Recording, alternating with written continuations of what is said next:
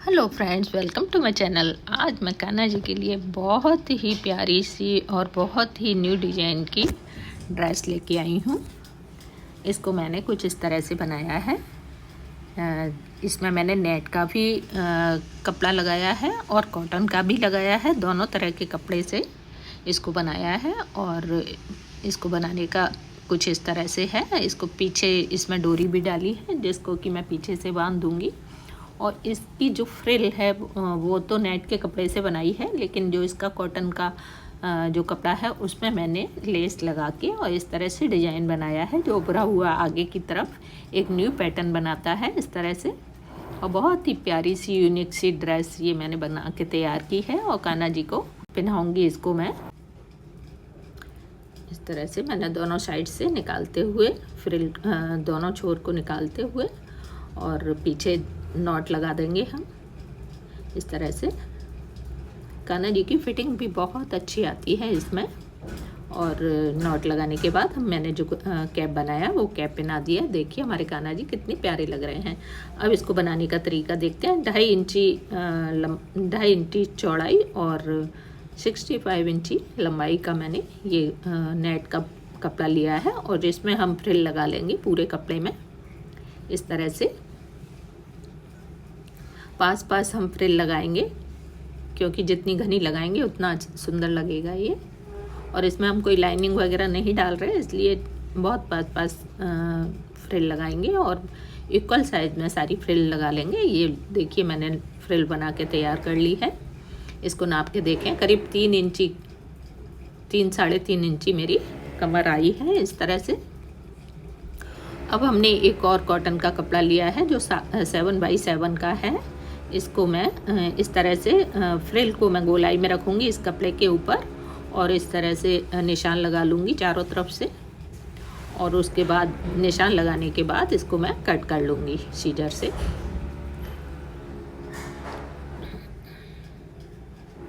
इसको कट करने के बाद इस तरह से पहले हम गोलाई में कट कर लेंगे इसको।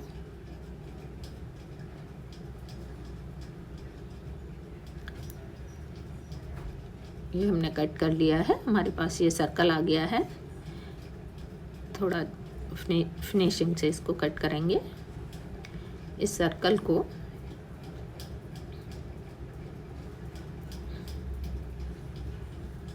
फोल्ड करेंगे हम।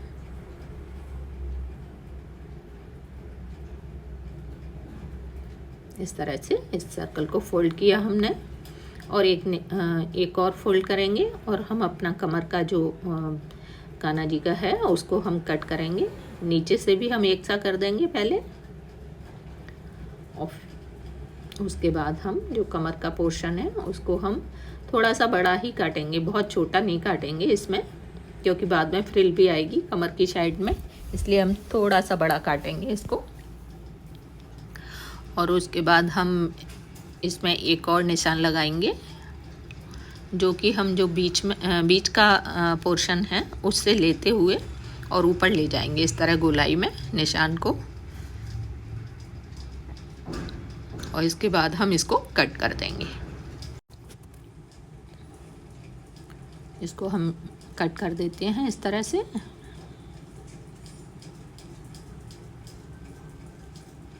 और इसके बाद यहाँ से भी हम इसको कट कर देंगे इस तरह से। हमारे पास अलग अलग ये 4 पीस हो गए।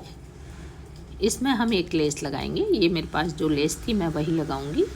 सबसे पहले हम यहाँ से ऐसे अंदर की तरफ रखेंगे और किनारी बाहर की तरफ रखेंगे लेस की, और जो दूसरा पीस है इसका उसको भी इसके ऊपर रखेंगे। सबसे पहले मैं लेस को मशीन से इस तरह से टाँक लूँगी इधर से लेते हुए पूरे में।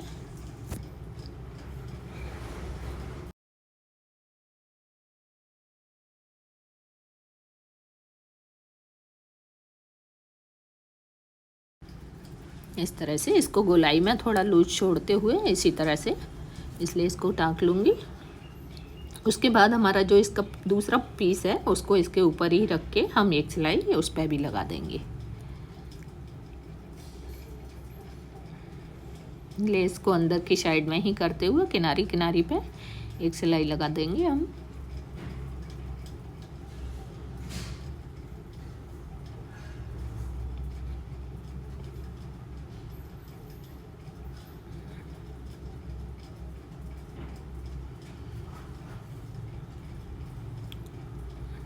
और यहाँ साइड में भी एक सिलाई लगा दी।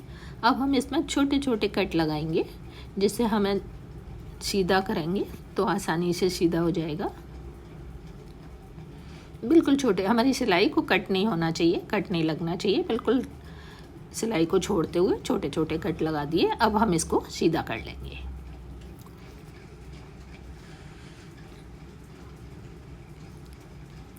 इस तरह से ये हमारा पोर्शन सीधा हो गया। इसको हम थोड़ा किसी चीज़ की हेल्प से भी इसके कॉर्नर निकाल देंगे अच्छे से अंदर घुसा के। ये देखिए हमारा ये एक पोर्शन बन गया। इसमें हम इस तरह से फ्रिल लगाएंगे। इसी तरह से हम अपना दूसरा पीस भी तैयार कर लेंगे। इसको भी हमने इसी तरह से तैयार कर लिया है और इस तरह से हम कुछ इसको रखेंगे दोनों साइड, एक को इस साइड और एक को इस साइड। फ्रिल हम दोनों साइड के अपोजिट साइड में ही रखेंगे। इस तरह से हमारा कुछ पोर्शन आएगा और इसको हम एक सिलाई इसमें भी लगा देंगे। ऊपर से कमर पर पूरी सिलाई लगा देंगे। ये थोड़ा सा आगे की कमर के थोड़ा सा ऊपर की तरफ रहेगा, तो इसको हम बाद में कट कर देंगे। हमने कट कर दिया है और पीछे से हमने एक जो है पट्टी लगा ली है पीछे की साइड से, जो कि हमने अपने कमर के साइज़ के हिसाब से ही काटी, 1 इंची ज़्यादा काटी थी।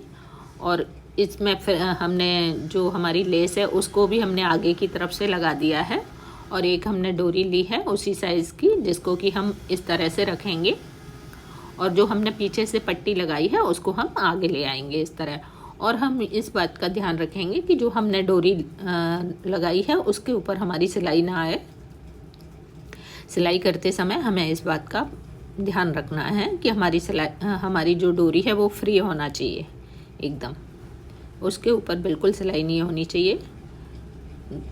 इस तरह से हमारा ड्रेस बनके तैयार हो गया। अब हम एक पट्टी 7 इंची लंबी और 2 इंची चौड़ी एक पट्टी और लेंगे और उसको दोनों तरफ से थोड़ा थोड़ा मोड़ते हुए और बीच में से मोड़ते हुए एक पट्टी, और पीछे इसके जो है हम अपनी लेस को लगाएंगे। क्योंकि हमारी लेस थोड़ी चौड़ी है इसलिए हमने इसको पीछे से लगाया है।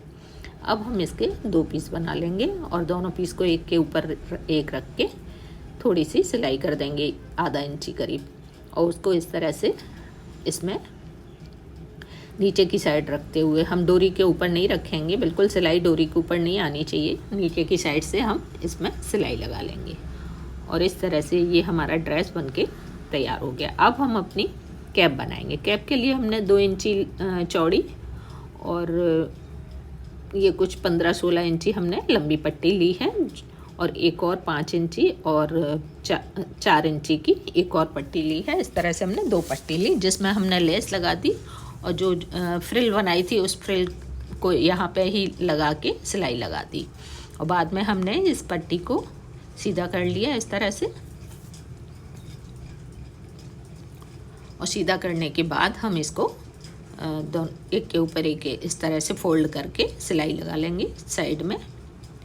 सिलाई लगाने के बाद हम सुई धागे में एक धागा लेंगे सुई में और इस तरह से छोटे छोटे टाँके लगाएंगे। इस तरह से पूरे उसमें हम ऐसे छोटे छोटे टाँके लगा के इसको कस के बंद कर देंगे और नॉट भी लगा देंगे, हाथ से जैसे लगाते हैं 4-5 नॉट लगा देंगे जिससे ये जो होल है ना पूरे से बंद हो जाए और खुले भी ना। और लास्ट में हम पूरा करके इसको इस तरह से कट कर देंगे। ये हमारा कैप बनके तैयार हो गया। कान्हा जी का बहुत ही प्यारा सा कैप बनके तैयार हुआ है। देखिए कितना प्यारा लुक है इसका।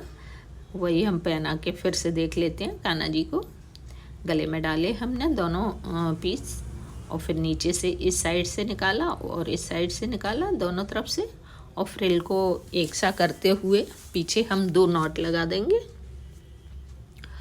नॉट लगाने के बाद कैप लगा देंगे। देखिए हमारे कान्हा जी कितने प्यारे लग रहे हैं। Thanks for watching, bye bye.